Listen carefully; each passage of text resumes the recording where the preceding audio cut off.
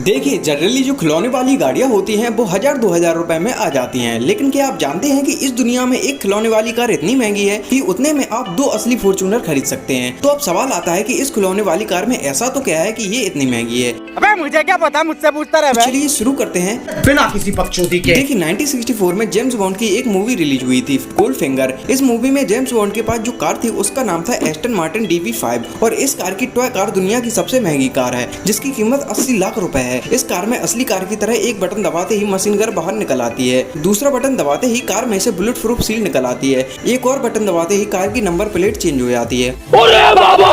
और तो और इस कार की हेडलाइट भी जलती है। कुल मिला के जैसी असली कार थी उसकी डिट्टो कॉपी है ये कार, इसलिए ये कार सबसे महंगी है।